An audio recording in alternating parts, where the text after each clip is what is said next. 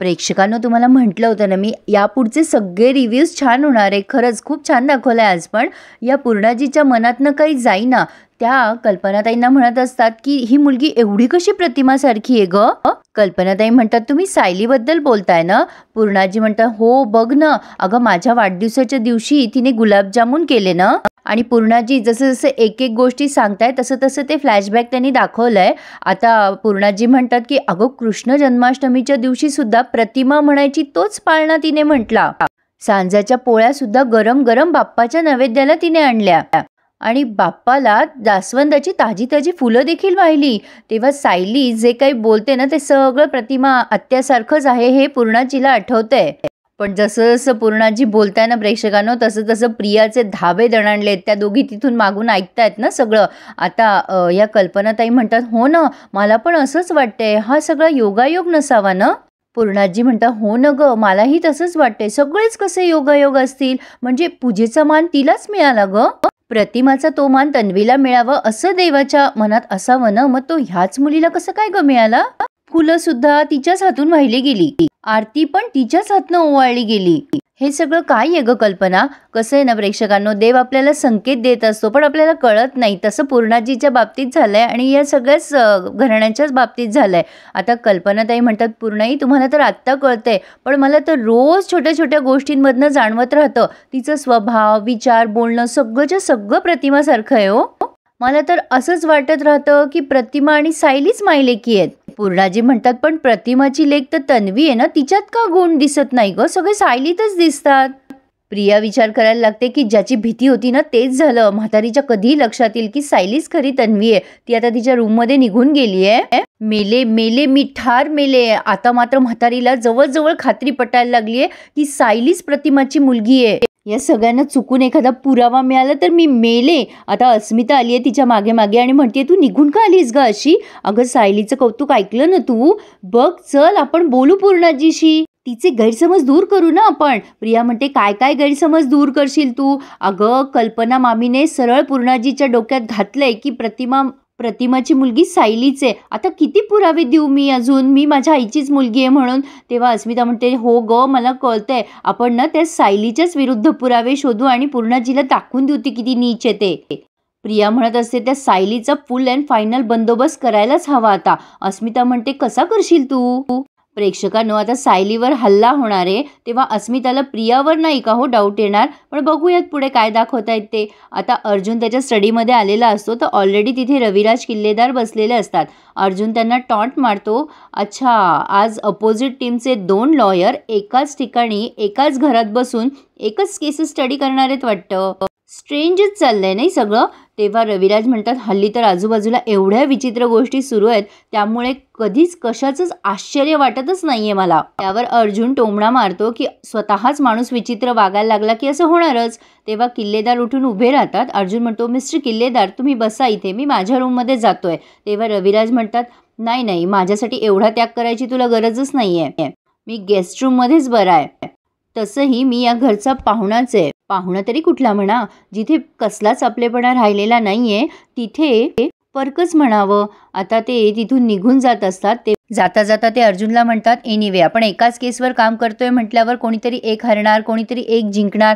पण ज्याची स्वतःचीच माणसं ज्याच्या विरुद्ध उभी आहेत ना तो आधीच हरलेला असतो. त्यावर अर्जुन त्यांना उत्तर देतो, त्यासाठी कोण जवळचं कोण परक हे तर लक्षात यायला हवं ना. खरं तर कधी कधी असं फील होतं ना, लहानपणापासून आपण एखाद्या व्यक्तीला आपलं मानतो पण मोठं झाल्यावर कळतं की ती व्यक्ती कधी आपली नव्हतीच. सायली या दोघांचं बोलणं ऐकत असते बाहेरून आणि जेव्हा यांचा वाद वाढणार तेव्हा ती मध्ये येते. रविराज म्हणत असतात अर्जुनला, ज्या माणसाने स्वार्थी निर्णय घेतलेत त्याला ऐकवण्याचा काहीच अधिकार नाहीये. तेव्हा अर्जुन म्हणतो, मी तर खूप ऐकवेन हो, पण समोरच्याने ऐकून घ्यायला हवं ना. समोरच्या व्यक्तीने जर त्याचे कान आणि मेंदू बंद ठेवला असेल ना तर त्याच्या डोक्यात काहीच जात नाही आणि काही बोलण्यातही अर्थ नाहीये. रविराज म्हणतात, याचाच अर्थ हा विरोध कायम राहणार आहे, माझ्याकडून देखील आणि तुझ्याकडून देखील. तेव्हा सायली यांच्या मध्ये बोलते आणि म्हणते, सणाचे दिवस आहेत ना, घरात बाप्पा आलेला आहे, आपण वाद बाजूला ठेवूयात का. अर्जुन म्हणतो, मी वाद घालत नाहीये. सायली म्हणते, सर मी ऐकलंय सगळं, हे बघा घरातल्या आनंदाला गालबोट लावू नका. रविराज म्हणतात, मला बोलतेस की अर्जुनला. तेव्हा सायली म्हणते, सर मी माझ्या घरातल्या माझ्या माणसांशी बोलतीये. सर तुम्ही ना वर तुमच्या खोलीत जा, मी तुमची कॉफी तिथेच पाठवते. रविराज सरांना इथे काम करू द्यात. आता लगेच रविराज चिडतात आणि म्हणतात तू का मध्ये बोलतीयस? आमच्यामध्ये जो वाद सुरू झालाय ना तो फक्त तुझ्यामुळे झालाय. आता मिटवायची भाषा करतेस का? हा जो तुझ्या चेहऱ्यावरचा भाबडेपणा आहे ना तो बरोबर ओळखतो मी. तो किती खोटा आहे ना हे पण कळतंय मला. तेव्हा अर्जुन बोलायला जातो की रविराज किल्लेदार. तेव्हा सायली म्हणते अहो प्लीज शांत राहा ना तुम्ही. आता रविराज तिथून निघून जातात. अर्जुन म्हणतो झालं का तुमचं इन्सल्ट करून? आता झालं तुमचं मनासारखं? का स्वतःचा इन्सल्ट करून घेता तुम्ही? या रविराज किल्लेदारच्या डोक्यावरनं तन्वीचं भूत बसले, त्यामुळे तो कोणाचं काही ऐकून घेत नाहीये. तन्वी काय काय उद्योग करते ना ते त्याला माहिती सुद्धा नाहीये. आणि आज तर त्याने आता अर्जुन बोलता बोलता थांबतो आणि तिथून निघून जातो. सायली जरा सुटकेचा निश्वास सोडते की फायनली यांचे भांडणं तरी बंद झाले. तिला असं वाटत असतं की वाद होऊ नये, पण प्रेक्षकांनो या प्रियाने आता हद्द गाठली आहे क्रूरपणाची. आता हे महिपत वगैरे सगळे त्यांच्या ऑफिसमध्ये बोलत असतात तेव्हा प्रियाने त्यांना फोन केलाय. नागराज म्हणतो अगं प्रिया बोल, आम्ही तुझीच आठवण काढत होतो. आम्ही इथेच महिपतच्या ऑफिसमध्ये आहोत सगळे. इमर्जन्सी आहे का? काही फोन केलास तू? तेव्हा प्रिया म्हणते इमर्जन्सीचे म्हणूनच कॉल केलाय ना. हे बघा इथे न सगळ्यांना संशय यायला लागलाय की प्रतिमाची खरी मुलगी सायली आहे. आणि आता तर म्हातारी आणि जवळजवळ सगळेच कन्फर्म बोलायला लागलेत की सायलीच आहे प्रतिमाची मुलगी. एकामागून एक काहीतरी संकेत येत आहेत म्हणे त्यांना. आता त्या सगळेजण तर डोळ्यातून पाणी पण गाळायला लागलेत. तेव्हा नागराज तिकडनं विचारतो त्यांच्याकडे काय पुरावा आहे? प्रिया म्हणते त्यांना शंका आल्यावर पुरावे शोधायला कितीसा वेळ लागणार आहे? ते सगळेजण स्पीकरवर बोलणं ऐकतात प्रियाचं. प्रिया पुढे म्हणते नशीब समजा यामध्ये अर्जुन काही बोलला नाहीये. अर्जुनला जर शंका आली ना की मी तन्वी नाहीये तर तो सगळ्यांना वेचून मारेल तो. नागराज म्हणतो तू टेन्शन घेऊ नकोस, ती वेळच येऊ देणार नाहीये आपण. तेव्हा करायचं काय? तेव्हा प्रिया म्हणते ते तुम्ही तुमचं बघा. त्यांना कळता कामा नये की सुभेदार ज्या मुलीला शोधत होता ना ती मी नाही, ती सायली आहे. नागराज म्हणतोय बरोबर बोलतीये प्रिया. त्या अर्जुनला जर शंका आली ना तर आपला खेळ संपून जाईल. तेव्हा लगेच महिपत म्हणतो नागराज शेठ 20 वर्षापूर्वीचा खेळ काय असा संपू द्यायचा का? राकेश म्हणतो तुम्हीच बघा काय करायचंय ते. तेव्हा साक्षी म्हणते अण्णा हे बघा जे काही करायचंय ना ते नॉन व्हायलंट वे मध्ये करायचंय. मला आता खून नकोय कोणाचाही. आता अण्णा साक्षीला तिथून कटवतो प्रेक्षकांनो. तिला असं म्हणतो की तू टेन्शन नको घेऊ ग, मी करतो सगळं. तू एक काम करतेस का? तो राजू नाही आलाय आज, माझ्यासाठी कॉफी कर ना प्लीज. साक्षी म्हणते या वेळेला? तेव्हा अण्णा म्हणतो हो ना माझं जरा डोकं चाले ना. लगेच राकेश म्हणतो मग असं म्हणा ना एक पेग घेऊया. तेव्हा अण्णा त्याच्याकडे बघतोय रागाने. साक्षी आता निघून गेलीये. महिपतने आता अगदी खोलवर जाऊन विचार केलाय आणि म्हणतोय काय आहे ना ह्या सायली प्रकरणाचा आपल्याला छडा लावायचा आहे, पण मला पोरी समोर बोलता आलं नसतं माझ्या. तेव्हा नागराज म्हणतो कोणता फैसला करणार आहेस तू? तेव्हा लगेच महिपत म्हणतो आपल्या सगळ्या टेन्शनचं शेवटचं वाक्य त्या खऱ्या तन्वीचा शेवट करणं आहे. राकेश म्हणतो म्हणजे? तेव्हा लगेच हा महिपत म्हणतो त्या सायली सुभेदारला संपवायचं.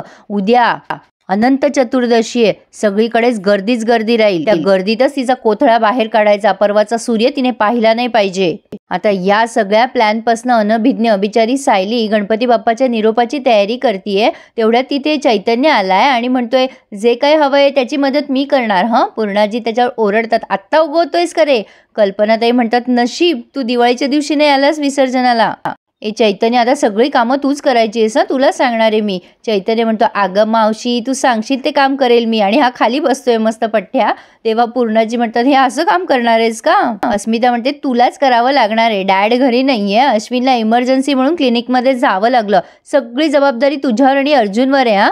चैतन्य म्हणतो म्हणजे काय, मी घेणारच जबाबदारी. अस्मिता म्हणते अरे उठ मग मदत कर. तेव्हा पूर्णाजी म्हणते रविराज माझी अशी इच्छा आहे की तुम्हीच मूर्तीचं विसर्जन करावं बाप्पाच्या. तेव्हा रविराज म्हणतात अहो पूर्णाई पण ज्या व्यक्तीने मूर्ती आणली आहे तिनेच विसर्जन करायला हवं, असं म्हणजे नियमच आहे ना, शास्त्रच आहे ना, ते करू द्या ना त्याला. मग पूर्णाजी म्हणतात बरं ठीक आहे हरकत नाहीये अर्जुन तूच घे मग मूर्ती. अर्जुन चैतन्याला म्हणतो झाला का तुझा आराम करून, चल जरा मदत कर आता. अस्मिता ताई नुसती गप्पा मारणार आहे तिथे बसून, ती काही हलणार नाहीये. अरे बाबा तू तरी मदत कर मला. तेव्हा लगेच अस्मिता म्हणते घे मला टोमणे मारून घे तू. जा रे बाबा चैतन्य कर त्याला मदत. आता लगेच प्रिया म्हणते मी आणि राकेश असंच भांडत असतो हो की नाही बाबा. तर प्रेक्षकांनो पुढे आपण बघतोय की अर्जुनने सगळं एक ते निर्माल्य वगैरे काढायला सुरुवात केली आहे. पण आता इकडे या महिपतने त्याच्या माणसाला सांगितलंय सायलीचा खून करायचा आहे आणि तो त्याला धमकवतोय यावेळेला जर का तू चूक केलीस ना तर तुझा मुर्दा पाडीन. त्याचा तो माणूस म्हणतोय नाही साहेब, पण काय करायचंय. तेव्हा अण्णा सांगतो सुभेदार फॅमिलीवर बारीक लक्ष ठेवायचंय. घार कशी किती पण उंच उडत असली तरी तिच्या पिल्लावर लक्ष ठेवते, तसं बारीक लक्ष ठेवायचं.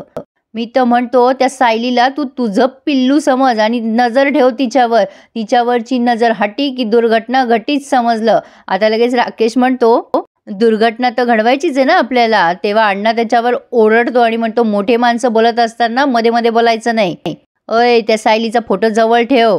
भरोशाच्या माणसालाच काम दे. चल निघ आता. त्याचा गुंड निघून गेलाय आता तिथून आणि सगळेचे सगळे एकमेकांकडे बघतायत असं दाखवलंय. आणि इकडे मात्र या सगळ्यापासून अनभिज्ञ बिचारे हे सगळे बाप्पाच्या निरोपासाठी सज्ज झालेत. अर्जुन घोषणा देत असतो गणपती बाप्पा मोरया, मंगलमूर्ती मोरया, पुढच्या वर्षी लवकर या. आणि आता त्याने बाप्पाच्या अंगावरचं सगळं निर्माल्य वगैरे काढलंय. सायली बाप्पासाठी शिदोरी आणते. कल्पनाताईला ती म्हणते आई शिदोरी आणलीये. बाप्पाला रस्त्यामध्ये भूक लागेल ना, प्रवासात भूक लागेल ना बाप्पाला. दही पोहे, पंचखाद्य आणि काही लाडू आहेत. आता सगळेच जण खूप गहिवरून आलंय सगळ्यांना. पूर्णाजी म्हणतात बाप्पाला निरोप द्यायची वेळ आली ना की खरंच पाणी येतं ना डोळ्यात. तेव्हा रविराज म्हणतात निरोप देणे केव्हाही जडच असतं पूर्णाजी, आणि त्यातनं बाप्पाला द्यायचं असेल तर खरंच खूप कठीण असतं, सोपं नाही येते. प्रिया मात्र मनात विचार करत असते अरे देवा, या सायलीने परत असं करायला नको की पुन्हा ती प्रतिमासारखी वाटायला नको. सगळे काय नुसता श्वास घेतला तरी म्हणतील की ती प्रतिमासारखा श्वास घेते म्हणून. वेल हा डायलॉग अतिशय पांचट होता असो, पण इथे त्यांनी हा रिव्ह्यू पूर्ण केलाय. पुढे आपण बघतोय तेच दाखवलंय. अर्जुन आणि सगळेच जण विसर्जनाला निघाले. सायली अहो अहो करत असते. तेवढ्या सायलीवरती एक माणूस तिचा हात धरून चाकू मारतोय तिला पोटामध्ये आणि अर्जुन धावतच सायलीला वाचवण्यासाठी येतोय. प्रेक्षकांनो, अर्जुनचं प्रेम या सगळ्यामधनं आपल्याला दिसणारच आहे सायलीसाठी. खूपच छान होणार आहेत सगळे पुढचे रिव्ह्यू आय एम शुअर. पण माझे अंदाज अगदी बरोबर निघाले ना. महिपतनेच सायलीला मारायचा प्लॅन केला होता. तर मग प्रेक्षकांनो, कसा वाटला तुम्हाला रिव्ह्यू, आणि उद्याचा रिव्ह्यू चुकवू नका. त्यासाठी आपल्या चॅनलला पटकन सबस्क्राईब करा. Please subscribe my channel and enjoy my all reviews. धन्यवाद.